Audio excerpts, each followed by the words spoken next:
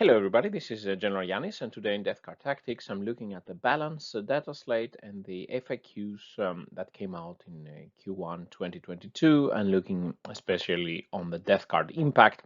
Nothing too major, but some clarifications of disembarking and rapid firing, etc. So with no further ado, let's get started. So today is the 7th of February. This week I'm having a game 2000 points with my 1000 Suns coming up this week. Going to be facing the new Necrons with the Silent King, and I'm bringing Magnus for my 1000 Suns. So I've played 1000 Suns in Crusade and 1500 points, but now it will be interesting to see the 2000 points of what I have. But as I said, today we're looking at the balanced data slate and the FAQs. There were several FAQs, but I'm trying to look what is related to Death Card. So first I'll be looking at the data slate, then disembarking and transports. Then power level updates, quite interestingly, not so much mentioning in the forums, but power level has also been updated since the points are being updated, and this will affect the players, their Crusade lists most probably. And then finally some other updates. Before I start, as always, a very big thanks to my patrons and all the supporters, and thank you everybody for all your comments and nice feedback for my videos.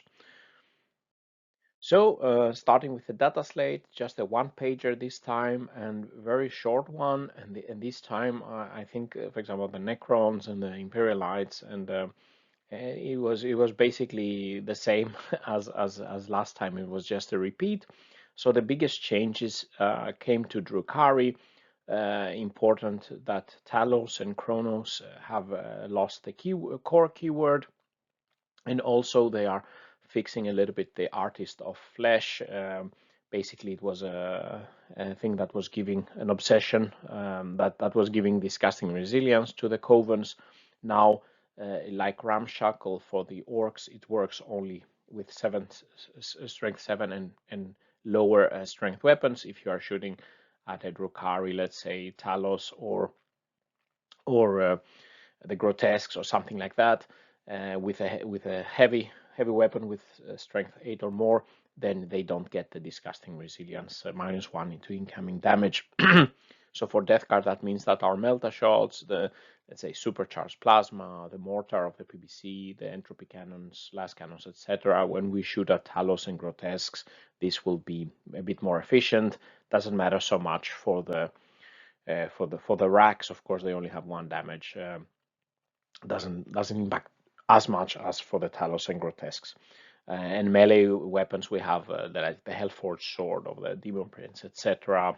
So high strength things then the Drukhari don't get the benefit of reducing the incoming damage. The other main change is basically Chaos Space Marines. Death to the False Emperor is working like exploding sixes now, easier to do than getting an extra attack, and then it was a bit complicated there.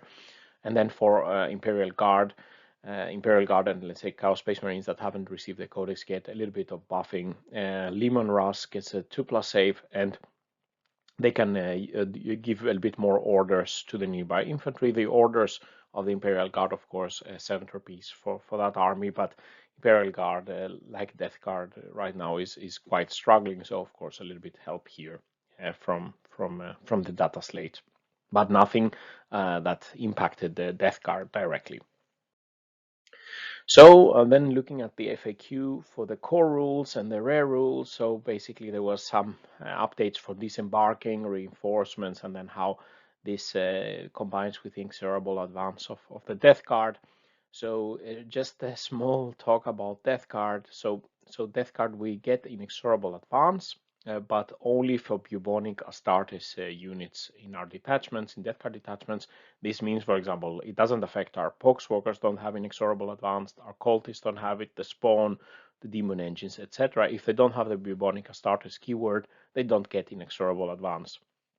Inexorable Advance gives a lot of benefits on paper, at least. So a unit with Inexorable Advance counts as remaining stationary if it does not fall back or advance. So for example, for shooting, that can help our Plague Marines and etc. The vehicles with Inexorable Advance don't have minus to hit in engagement range, shooting at point blank range with the weapons. But remember this: our demon engines, for example, the Plaguebearer Scroller doesn't have Inexorable Advance.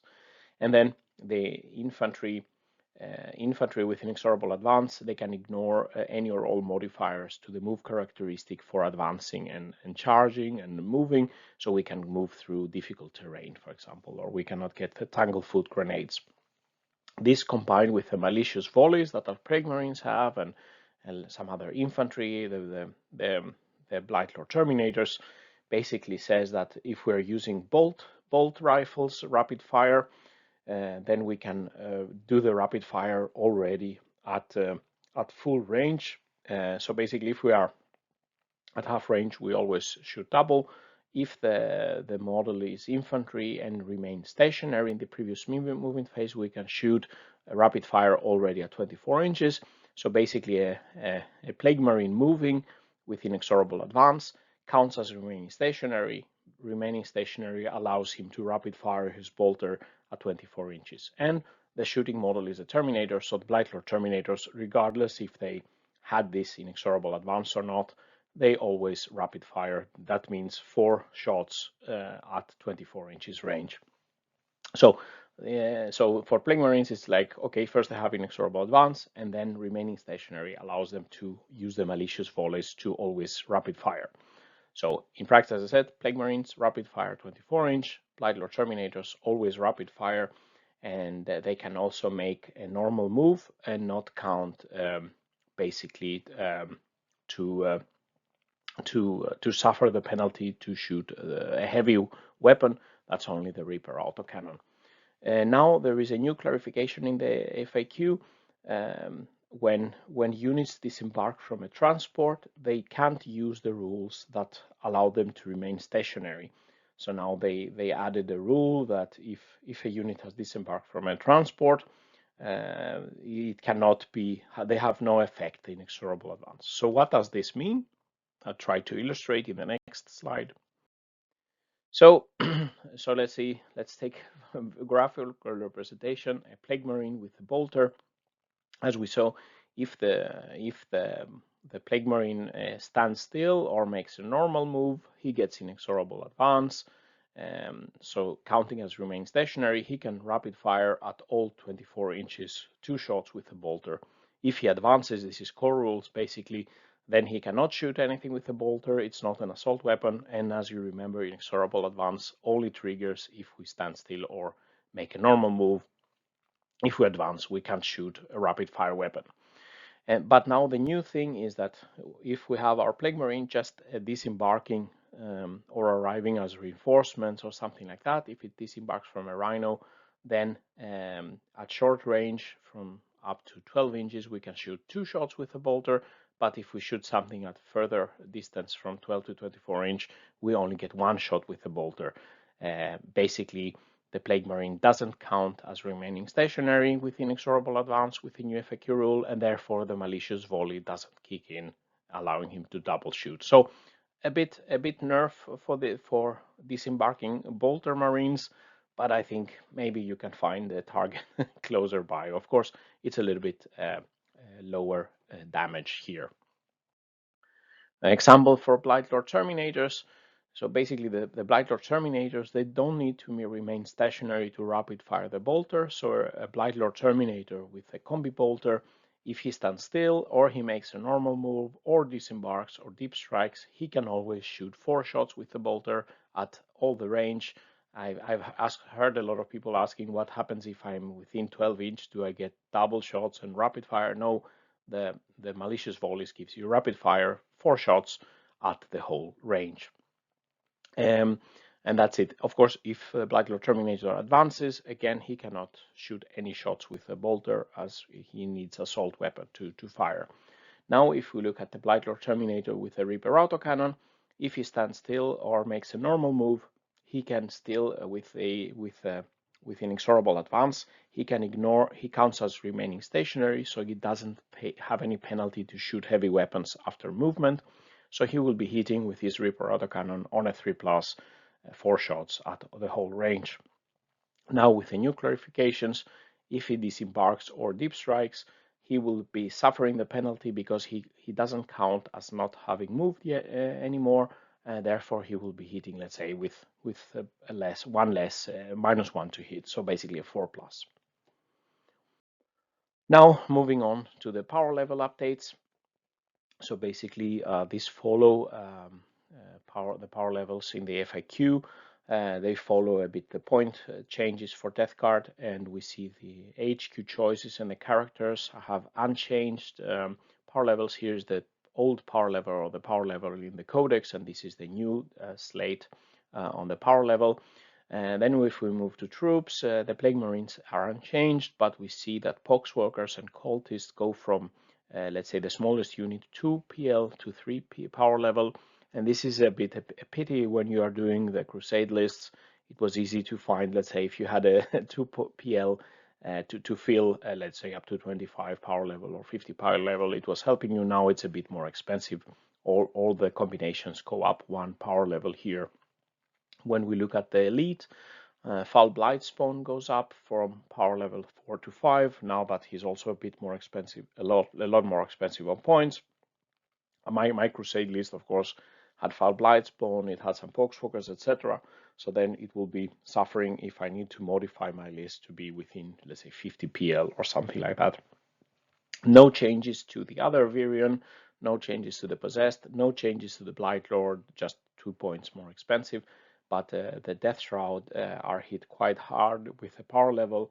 So previously a 3-man Deathshroud was 7 power level, now it's 9, and the big squad 14 to 18. So before I had let's say I had also 3 Deathshroud in my Crusade list. Now it's 2 PL more expensive and making it more and more difficult to take Deathshroud in Crusade mode. Fast attacks units are unchanged. And then if we go to heavy support, the vehicles, here we got some power level cuts. Most importantly, the Plaguebear Scroller goes from a power level 9 to power level 8. Also that now its point cost is cheaper, so it's easier, let's say, to take a Plaguebear Scroller, but all in all, more difficult, I think, to make the Crusade list. At least it's more difficult to include the Deathshroud and taking some Poxwalkers to fill out the slots. Contemptors and Greater Blood Drones have been unchanged as well. So basically, these are the changes that might impact your Crusade list. Finally, some other news: the Forge World FAQ. The only thing that had an impact for Death Guard, I think, is the clarification. There was an FAQ on the clarification of using the soul burners for the Decimator. So the question was, because the soul burner petard, if you on a wound roll of 2+ and modified, you inflict 1 mortal wound and the attack sequence end.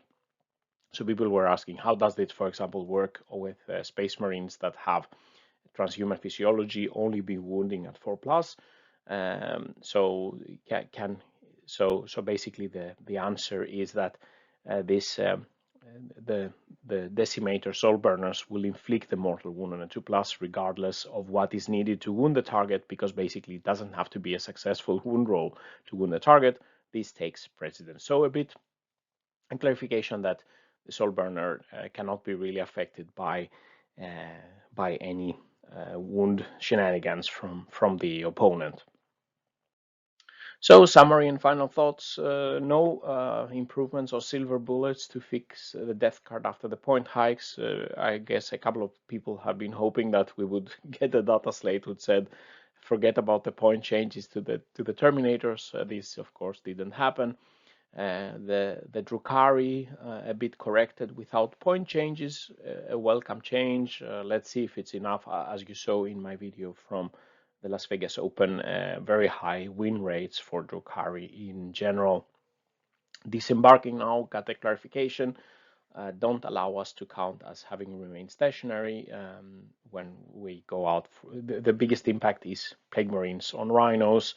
And basically also Blight Lords deep striking cannot, or disembarking from a Rhino, a Land Raider, cannot shoot the heavy Reaper autocannon without penalty. The power level updates, as we saw, they are basically following the point changes, and this will, I guess, change a couple of your Crusade list out there, especially the Deathshrouds, but it will make it a bit easier to take Plaguebearer Scrollers. So this concludes the video. What you think about the changes? Let me know in the comments. Let me know what you think about your Crusade list, if you have Crusade ongoing, and I guess also for many competitive, non-competitive players, they enjoy Crusade now also will be impacted by these power level updates. So if you like this video, please press like and subscribe. Visit my Patreon page if you want to support me further. And with these words, Yanis is signing out. Stay safe out there, and bye-bye.